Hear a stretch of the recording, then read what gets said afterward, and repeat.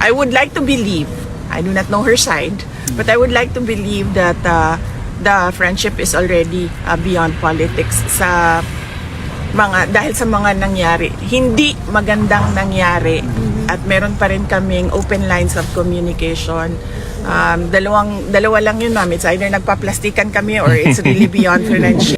I would like to believe that it's beyond politics already. So I would like to believe it's a friendship beyond politics already. Kanya-kanyang bayan. Willing kami buong Kanya-kanyang pera bayan. at buong mundo tumulong. May pera nga kami. Yun din po ang Willing kami napag-usapan. buong mundo, ma'am. Napag-usapan namin magkakapatid na hindi tumanggap ng donation at hindi humingi ng tulong. At kung kailangan man magbenta ng mga gamit, ay yun ang gagawin para magkaroon ng financial support sa aming kailangan gawin dito. Ma'am, Yes.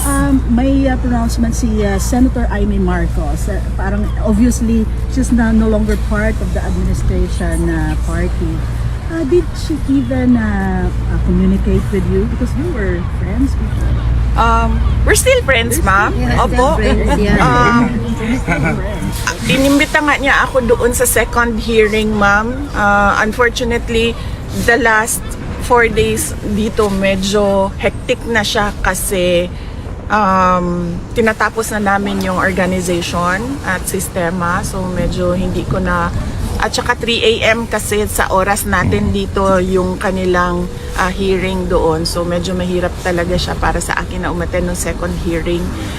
Pero kung meron namang future hearings na meron silang tanong sa akin tulad ng kung anong nangyari sa Hong Kong or anong nangyari pagdating ni Pangulong Duterte sa Manila, willing naman po ako sumagot.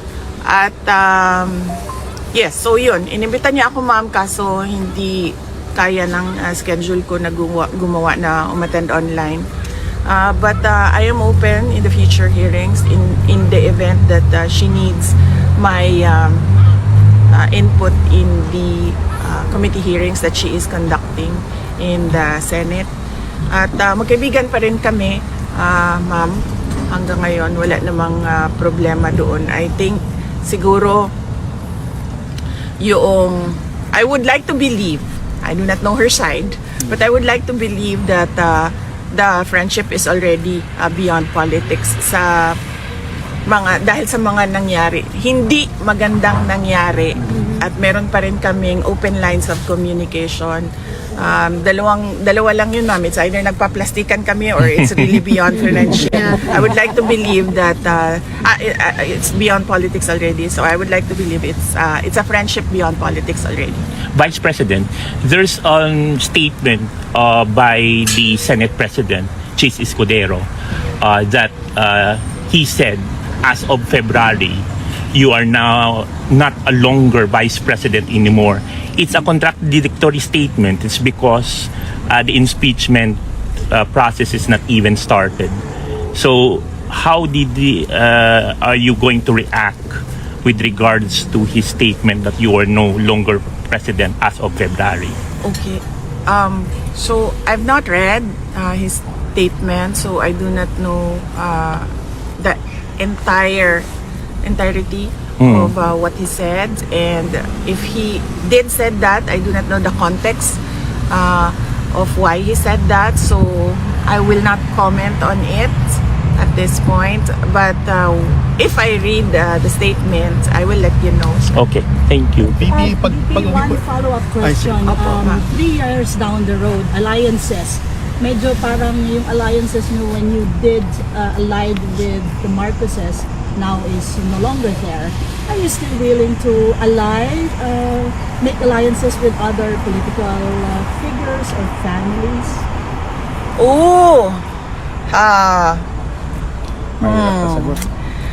Actually, that is something that I discussed with Senator Robin Padilla, because right now he is the president of PDP Laban, and their chairman, former President Rodrigo Duterte, is inside the detention unit.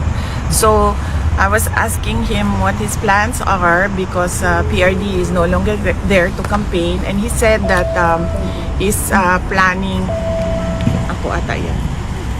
What I did was for my country, whether that statement is acceptable or not, but that is my statement. Everything I did for my country. Yeah, BP, so ang haba ng pag-uusap ninyo, how is he, is he taking his medicines properly? Meron bang special nurse na or doctors na tumitingin doon just to make sure that he gets all his medicines? Yes, there is a doctor supervising his medical plan. Earlier this morning, I talked to the doctor, and then I was asking if she can explain to me what they are doing. But there's a doctor-patient confidentiality about that, so I just asked her just take care of him, and she said that she's doing that, and her visits are frequent with with President Duterte because of his age, and she understands that he has medical conditions that need to be monitored. That's the Pero, word. pero yung mga medicines po niya sa Pilipinas, naiinom naman po niya dito. Yung tanong ng doktor sa Pilipinas, kasi meron siyang mga doktor doon sa Pilipinas, may medisina, pinadala natin dito yon, binigay natin doon sa loob. Yun yung gusto makuha ng doktor sa Pilipinas. Pero nagsabi yung doktor dito, sabi niya, hindi niya maibigay yan. But rest assured, sabi niya, I am a professional, I am a medical doctor. My job is to take care of the patient. Hindi po ba kayo worried doon, VP? Well, of course, worried tayo, diba? But we just have to trust them that they are professionals, no? At alam nila kung anong ginagawa nila. At nandoon naman na lahat ng records, no? Na-submit natin sa kanila kung ano yung mga ginawa ng mga lab tests, ano yung mga diagnosis ng mga doctors noon. So at least nakikita niya yung history, medical history ni Pangulong Duterte, and nakikita niya siguro ngayon kung ano yung mga nararamdaman, kung meron man, at makadecide siya kung anong mga gamot, kung kailangan man.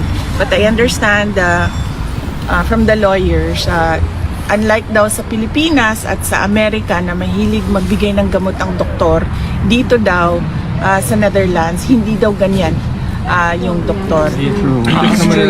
Yes, very sila. Very conservative sila sa gamot.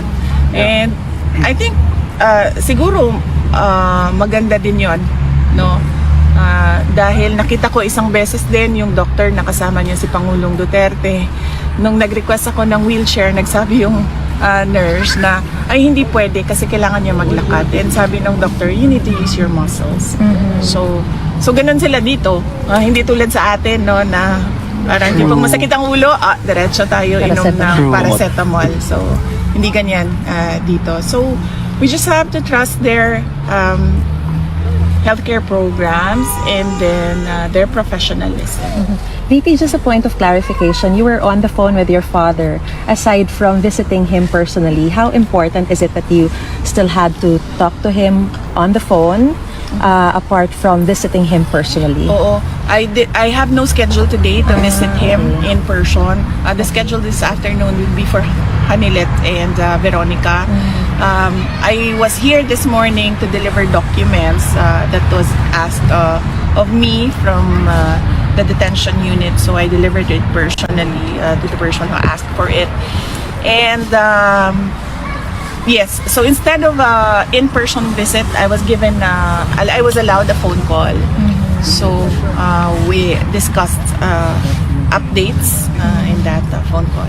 How did the former president react upon hearing the loud shouts of support from the supporters here? Yes, nagtanong siya, sabi niya, merong mga kababayan sa labas in English kasi we're only allowed to speak in English because all our conversations are recorded. So sabi niya, merong mga kababayan sa labas. Yun, sinabi niya, please extend them my thank you we all hope for the best, and everything I did for my country, whether that statement is acceptable or not. But everything I did for my country, and I want that message out to the world. VP, on another note, do you think Senator Aime's committee's investigation can still play a meaningful role or contribute to your pursuit of justice regarding your father's arrest, considering the palace's directive preventing cabinet secretaries from attending the legislative hearing under the claim of executive privilege? I'm not hopeful for the case of President Duterte getting justice from the government and the administration right now. But I hope that it will not happen again to another Filipino. So that is the value of the committee hearings right now. Maybe they can come up with rules, guidelines, or laws that that thing that happened to President Duterte, like it's called extraordinary rendition in international law, doesn't happen to others. So it would be a parang an example of what should not happen to a Filipino inside our country on Philippine soil. Sinabi po ni Attorney Kaufman kanina that the core defense team has already been completed. So does this mean that your duty or your task here is finally done before you go back to the Philippines and continue your role as Vice President, even as you continue your role as Vice President while you're here in the Hague?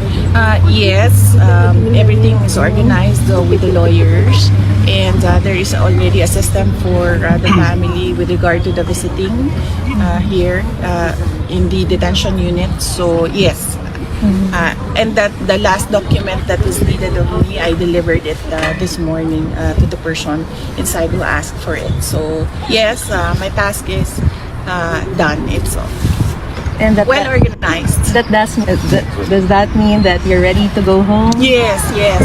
I'm excited to go home. I just booked the travel arrangements to go home. Will you seek legal aid from the ICC? I do not know what the discussions of because there's lawyer-client privilege. No? So I do not know the discussions of Nick and Attorney Kaufman and the former president with regard to professional fees. Vice President, you say your father's message to the rest of the world is everything I did it for my country. How should the rest of the world interpret it? Is that an acknowledgement of responsibility, or can you help us understand what he means by that? Unfortunately, I cannot speak beyond his words. So I guess he expected that there would be different interpretations, because he said whether that statement is acceptable or not, that is my statement. So, but unfortunately, I cannot give you an interpretation, and I do not want to go beyond his words. We were cut during our interview a while ago about alliances. Yes, ma'am, sorry. Yeah. Alliances. So I discussed that with Senator Robin Padilla, because he's the remaining, because there were two of them before, the chairman, former President Duterte, and the president of PDP, and that is Senator Robin Padilla. And I was asking him what will happen to your campaign, and then he said that we will continue the campaign. And I was thinking of how I can help. I'm not part of PDP, but I was thinking how I can help them, since President Duterte is already inside the detention unit, and I'm still thinking about it, ma'am. Maybe on my travel back home, I will have time to reflect on what to do next and how to help the country through the campaign and the elections. Clarification lang, VP, dun sa pag-uwi niyo po sa Pilipinas, yung mga nabanggit niyo po to kanina in terms of gastos. Opo. Paano po ba yung gastos po dito? Sabi niyo kanina may mga nagbibenta na lang kayo ng gamit imbis na humingi ng donasyon. Can you please elaborate lang po yun? Oo, may nagtanong kanina kung paano daw yung gastusin namin na magkakapatid dito, dahil palitan kami sa pagpunta dito at pagbisita kay Pangulong Duterte. At nasabi ko kanina, sabi ko si Hadilat naman merong mga negosyo long established way, several decades na siguro yung negosyo niya. At ako naman may trabaho, may other income din ako. Yung mga kapatid ko may mga trabaho din, may mga sweldo. At I'm sure meron din silang other income. So, ang arrangement namin ay KKB o kanya-kanyang bayan. Hindi namin napapag-usapan. Hindi rin kami naghihingian ng pera. Napag-usapan namin na hindi tumanggap ng donasyon at hindi humingi ng tulong. So kung kailangan man na mag-dispose ng mga kagamitan para masuportahan yung mga pangangailangan sa pera, ay yun ang gagawin namin. Because kung napapansin nyo, yan yung natutunan namin sa tatay namin. At yan din yung discussion namin kanina, na huwag humingi ng tulong. But yun yung prinsipyo niya, pero hindi yun yung makakatulong sa kanya sa loob. Kasi sa loob, kailangan mo sabihin kung ano yung mga pangangailangan mo at ano yung nararamdaman mo, yung mga ganon. Sa doktor, like masakit ang ulo ko, hindi mo dapat tinatago, sinasabi mo, sasabihin mo sa guard, kailangan ko ng shaving cream, so ganon, mga ganon na mga bagay. Marami po nag-offer ng help na sa inyo in terms of financial? Well, wala naman. Well, gusto ko lang din malaman ng mga tao na hindi kami tumatanggap ng donasyon, hindi kami humihingi ng pera, at wala po kaming inauthorize na kahit sino man na tumanggap on behalf of the family. Klaro yun sa aming magkakapatid. Yes. I suppose it was quite a long conversation on the phone. Yes, yes. Can you give us a bit more of a flavour? You say that he has that message to deliver. Is there anything else that you can reveal from that conversation? And how did you find his spirits? Well, he's in good spirits, yes, today, and he was referring to the visit of the lawyers this morning as well. There was a new lawyer introduced to him. She recently received her papers to be part of the team. And then, and then we discussed birthdays, because in the family, many family members have birthdays March, April, and May. So we discussed birthdays, whose birthday is it today, and whose birthday is it on April 14, and whose birthday is it on April 10 and May 31. And then he gave his birthday wishes to everyone. And then well, he repeatedly said, and I told him I understand where you are coming from, and I totally agree with the urgency. He wants to go back to the Philippines. Sabi niya, I am an old man, I can die anytime, but I want to die in my country. And I told him that we understand that you want it now and it is urgent. And he said yes. And I told him that the lawyers are working every day on your case, and there is a lawyer every day visiting you, explaining what they are doing. How does he spend his days? Well, he said that he went to, I think there's a common room inside. So he mentioned that he went to the common room. And then, of course, there's a TV in their unit, so he watches the television. And then I told him, I reminded him to add daily outside walking and prayers to his daily activities. Is he getting used to Dutch food? Maybe, likely, or maybe the commissary or the kitchen inside is doing something for him, because I understand every meal has rice already. But he's confused about the son. So he said he's telling me it's 8 p.m. and there's still sunlight. There's the sunrise and the sunset. So yes, And is there contact with other detainees? I would assume yes, because he said that he went to the common room. That's what he called it, the common room. So I would assume there are other detainees there in the common room. Would he reconsider writing his own memoir? That is something that I told him the first few days that I was visiting him. Just write a book, and then he said that. And I told him Rizal wrote Noli Me Tangere and El Filibusterismo, and he said he answered me, at what age did Rizal write his book? Because I am 80 years old, and do you think I have the patience to? Still right. Yes. Pipi, kamusta daw po yung laundry ni tatay? Ginagawan po ng paraan. Meron po kaming hinihingi na request sa loob kung paano mapadali yung sistema ng paglinis ng kanyang mga damit. So sana ay maaprobahan. Pero syempre, susunod pa rin kami kung ano yung desisyon ng detention unit. Sa ngayon, madami naman na siyang damit sa loob. So baka hindi pa naubos yung kanyang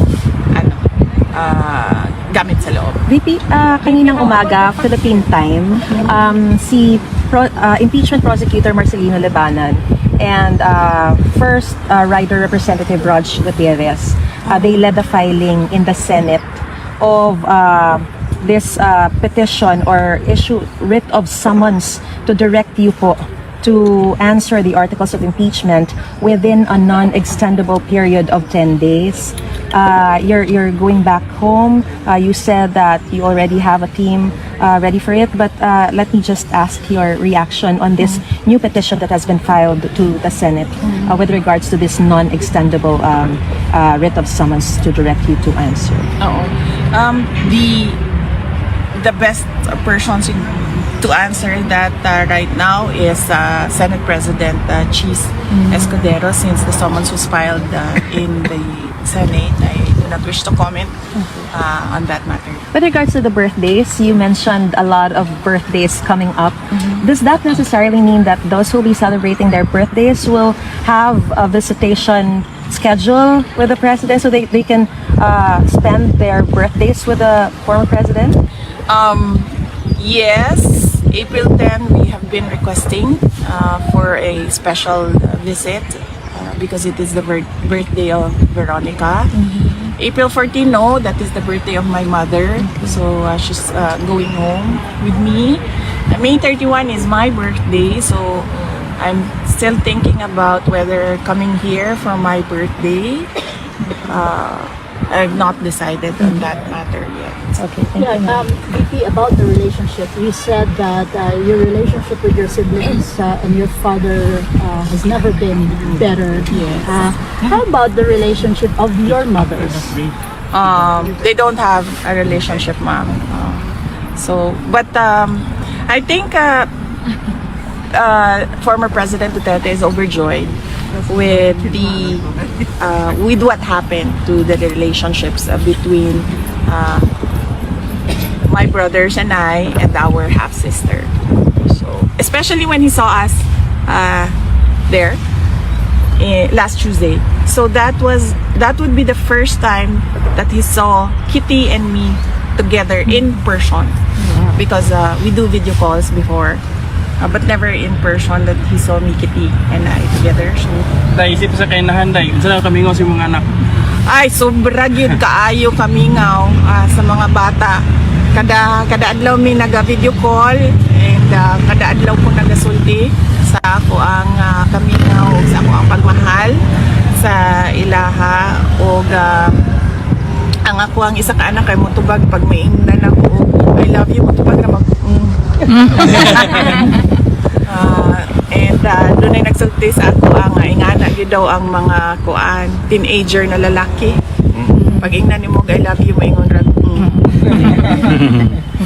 Maybe just to clarify again, not to presume anything, although di pa naman po kayo nag-file ng interim release for the former president. Pero what you are mentioning na gusto talaga ni former PRRD sa Philippines makabalik. Pero what if hindi siya payagan sa Philippines and other country, are you considering it? Or meron ba kayo kinoconsider na ibang bansa? Kailangan siguro na yung abogado ang mag-discuss noong interim release, no? So, yan yung usapan namin ng lawyer. Siya lang ang pwede mag-discuss kung ano yung pwede sabihin sa public kasi meron silang lawyer-client confidentiality. So, merong mga bagay na hindi pwede sabihin in public kaya dapat ang lawyer lang din ang magsabi kung anong ginagawa nila as a part of his legal strategy. VP, you've experienced the Dutch bureaucracy and the other good things about the Netherlands, or bad things about the Netherlands. Meron ka bang, are you going to get some takeaways and which probably might help you also craft policies when you come home? Yes, ma'am. That question was asked last Tuesday. No, and I discussed one of my takeaways in the Netherlands is the mobility. So here in the Netherlands, you can choose. The person can choose how am I going to go around the Netherlands, or how am I going to go around The Hague. So I can walk, I can use a motorcycle, I can bicycle, I can use Uber, I can taxi, I can use the tram. Is that what you call it? No, the tram, and then there are the trains. So the person has a lot of options. Unfortunately, in the Philippines, we do not have that. In Davao City, when I was mayor, I know and I knew the importance of mass transportation. That's why we started the high priority bus system during the term of President Duterte. Sadly, this is not a project that the current administration is supporting, but that it is very important that a country has a very good mass transport system.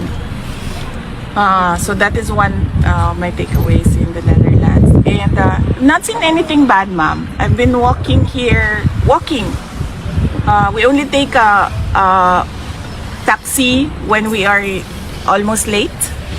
But otherwise, we just walk. So never, although I see the cigarette butts on the I see the cigarette butts on the sidewalk and everywhere else. It's something that you do not see in Japan. VP, So, yes. just to follow up question, in lieu with the ABS-CBN 5 question, you said about the mass transportation. What about the graft and corruption? Is because as you could see, the delivery of social services in this country are given to the people. And which simply shows this graft and corruption is not really evident. So how are you going to, if that would be one of your take home, the mass transportation, what about the graft and corruption in our country, which yes. is really blatant? Yes, sir. As per now. I've not accessed social services here in the Netherlands, so I don't know how it works. But speaking of graft and corruption, it is really what you would call poison for a country. Yes. And in the graft and corruption index, we are high up there. The Philippines is high up there. We need to do something about it. In fact, I talked about it when I resigned from the Department of Education. The budget that we have is not put into good use, and we lose so much money dyan sa mga cuts na tinatawag. And you see it when they craft the budget, because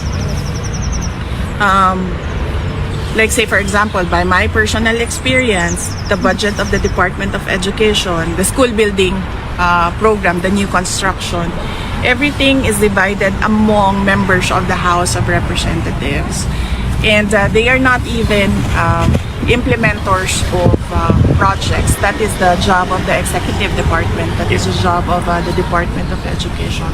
So why are they interested in taking money from school building construction and allowing them to identify the projects.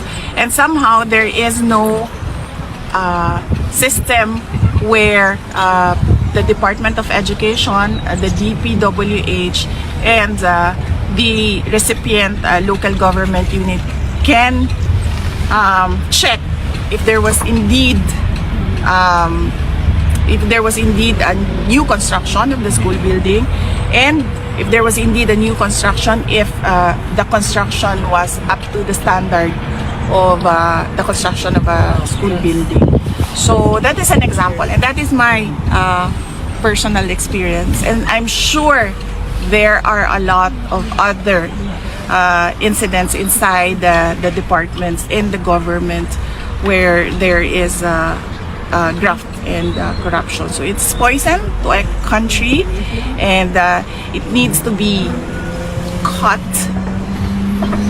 It needs to be taken out so that the money of our resources are put to good use.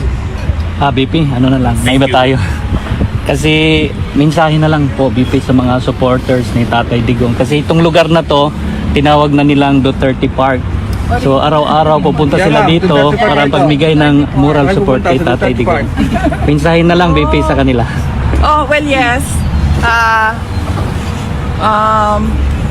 Usually, napapangalan ng mga parks at mga kalsada pag simba ko lang, patay na ang tao. But I'm happy that even if President Duterte is still alive and well, he already has a park. And it is in The Hague, in the Netherlands. So parang sikat na sikat ka, no? Pilipino ka pero meron ka ng some sort of pwede ba tawaging pseudo park, kasi hindi naman talaga totoo na Duterte Park, no? Dito sa the Netherlands. Pero sigurado ako, knowing my father, he would want na yung Duterte Park na yan ay nasa loob ng Pilipinas at hindi sa loob ng Netherlands. BP, you've also experienced here a sort of equality, like even if you're a politician, you're a rich person, everyone is treated equal. How do you feel about it? You're walking, sa Pilipinas kasi, if you're a politician, you have a position, you cannot walk around. You should have bodyguards. Here, even the Prime Minister is biking. Well, I do not know, ma'am, about the activities of their local politicians here.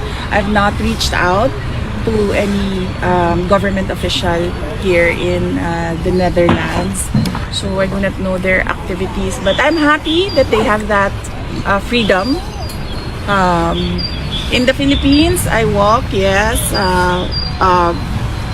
we have security, but mainly because it is their duty to protect the person. So I'm happy that they have that freedom. I hope we have that freedom as well in the Philippines. I'm not really more concerned about my security, but usually I use the security for the convenience of the public. Kasi pag lumalabas ako, minsan nagkakagulo. So, naiirita yung ibang tao. So, para lang hindi maabala yung ibang tao na ginagamit yung security. Pero I hope we have this freedom as well. Nasubukan ko siya dito, nakapaglakad ako. Sana man lang ay meron din tayong ganyan sa Pilipinas na hindi maabala yung ibang We understand that you are the next of kin since the former president is no longer married. But will there be anyone who will be given the right to conjugal visit, which according to the law of the ICC would be given more time as compared to the other visits? For my peace and security, I will not answer that question, ma'am. If you have the opportunity to ask that of the former president. You can ask him who he wants to have. Sorry, let's go na. Bye-bye. Thank you so much. Thank you, VP.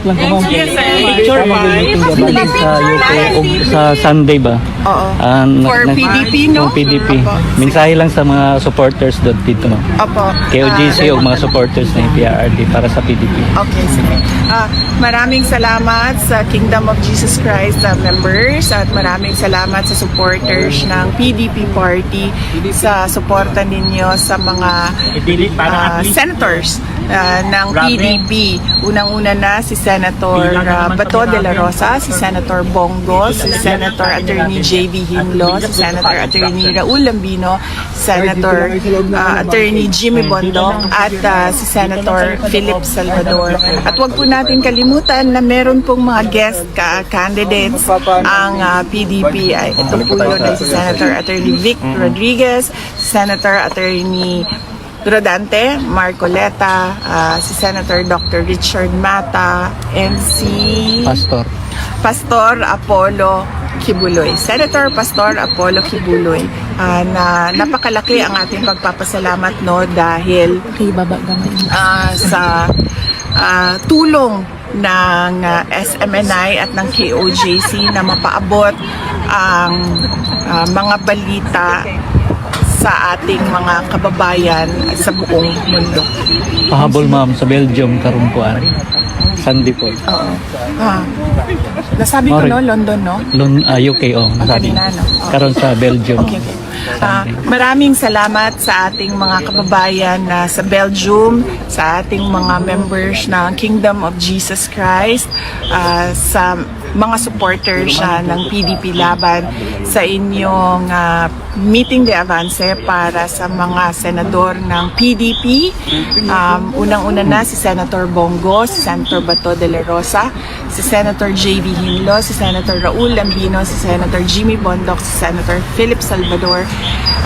At meron po silang mga guest candidates, napakahalaga dahil kailangan yung 10 ay maalala ninyo: si Senator Vic Rodriguez, si Senator Rodante Marcoleta, si Senator Richard Mata, and of course si Senator Pastor Apollo Kibuloy.